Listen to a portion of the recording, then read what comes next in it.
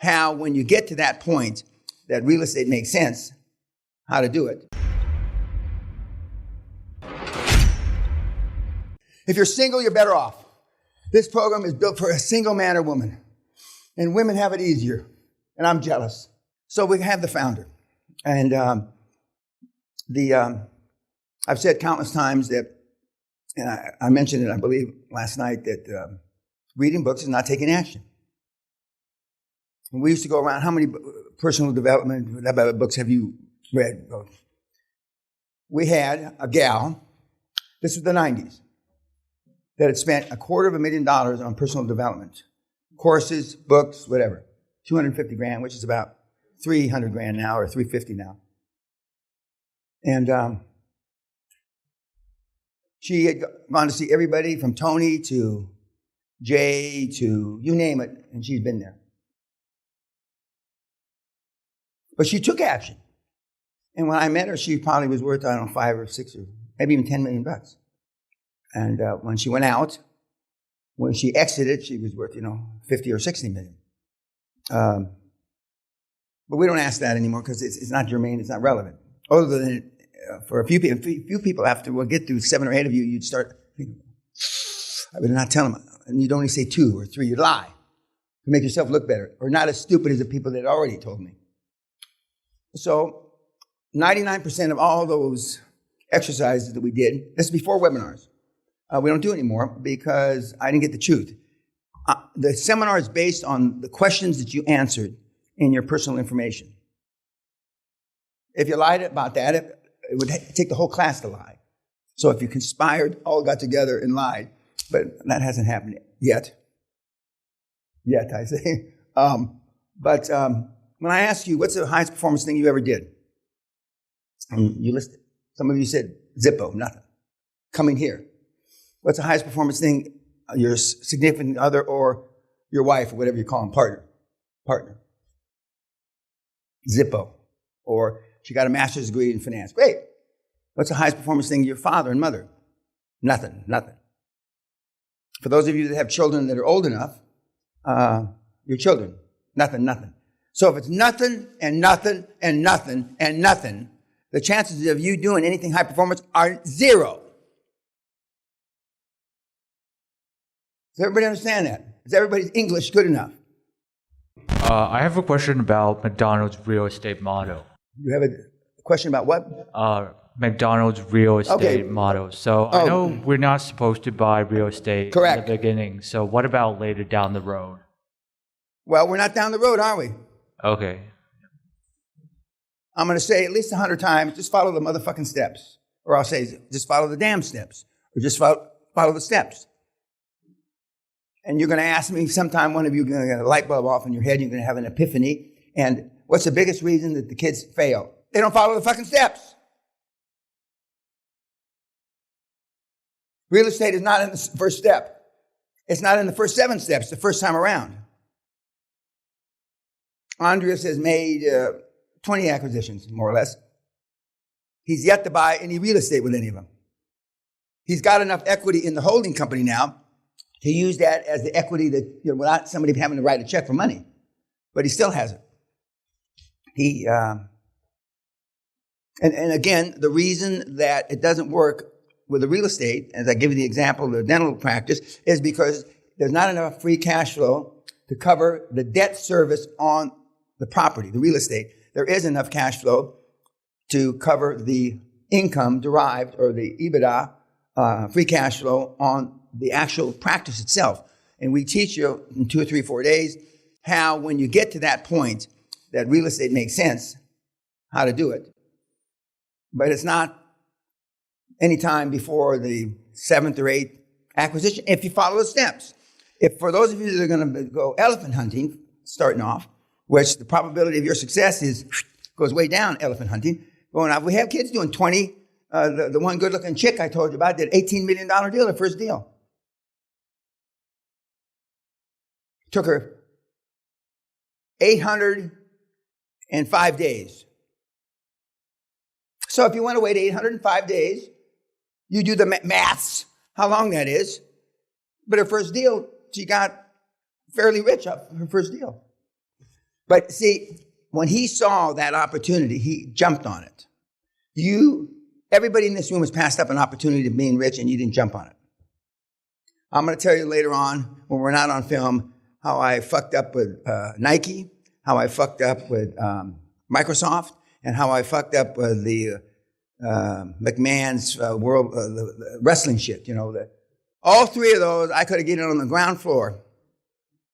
And I said, especially the wrestling. I remember coming back from Connecticut, his home, and in those days they had the cassette things, and we were watching the cassette of, I think it was Gorgeous George was a blonde-headed guy who was about 45 years old. And I turned to the guy next to me and said, well, nobody's going to pay for this shit. This is a piece of shit. I could have bought, every point was $50,000. So I could have bought 10% for $500,000. And I said, no. But I've got a list. Sally, the reason why Sally doesn't sit in the seminars anymore, because she's my fact checker. On how many of those did you have, Dan? 8 or 10. 40. I've had 40 or 50 opportunities. Each one of them were billion-dollar opportunities. I passed it because I said, nobody is stupid enough to do this. Nobody. Obviously, they were, weren't they? Okay, other comment about, yes, sir. You had the brother, he had a vision for the nationwide, and so did Kroc. The brother did a good job. Kroc did what it took. Correct. Very few people remember a second place in a 100-yard dash or the marathon, whatever, okay? It's nice. You got a silver medal, and, you're one of the 4 or 5 fastest, whatever. But it's the guy that wins. I'm going to speak at Princeton in a few days, and it's a 5-year process. Anyway, that's another. I could give a seminar on how to try not to speak at an Ivy League school. But the guys with those kind of educations, we have 1 or 2 in the audience here today. Certainly, Kroc wasn't one of them because those kind of educations give you introductions one time. They open more doors, and if you went to a school, you got to explain about it like I do. I did. Other comments about the founder? The very back. Yeah, he was a ruthless guy who stole. To me, he was a pussycat. Yeah, that's the difference. Where I come from, he wouldn't have lasted to his 15th birthday. Okay, so he's a pussycat. No, he's ruthless, you said. I don't think he's ruthless. You compare him to Steve Jobs, and Steve Jobs is in high school, he's in kindergarten. Anything else? Again, you. So there was one part where they were doing a handshake deal at the end. Yeah, well, there was no such a thing as a handshake deal. That's a joke.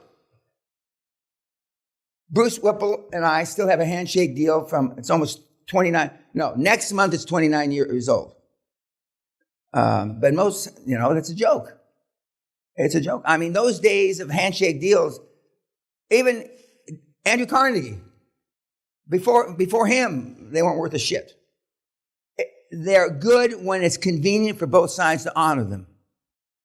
It's like marriage. There becomes a time in a marriage or a relationship, it's not convenient anymore. Yes, sir. That is the example of the founder when the wife wasn't supportive, when she was just sitting at her home waiting for him to take her out for a dinner. He just ditched her. And the same thing with his friends. Show me your friends, I'll show you your future. When they failed, go ahead. When they failed in the business, he just ditched them and he went on by himself. So now you're saying that like you have surprise in your voice.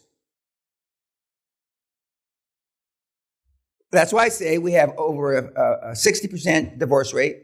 It's actually a lot higher than that. We capped it at 60% because that's high enough. We have a 60% business partnership split up rate. See, your businesses, the little chicken shit businesses you have, and a couple of you got businesses that are a little bigger than chicken shit, it's been convenient to accept non-performance in your business partner. It's like marriage. Start with lust, blah, blah, blah, okay. And then you got kids, and then, the grass is greener. I'd rather have what I know than the grass that I don't know. In other words, another partner. You've had business relationships of convenience all your life, to the extent that you've been in business with somebody. And at least half of you have been stolen from by your business partner. If you're of Asian ethnicity, 90% of your business partners have stolen from you. So I call it like it is.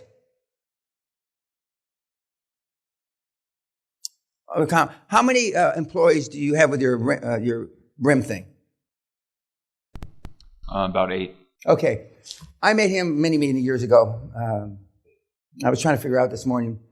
And about that same time, somebody else that was in a similar business, not the business he just described, and his wife is in a fight with her sister, right?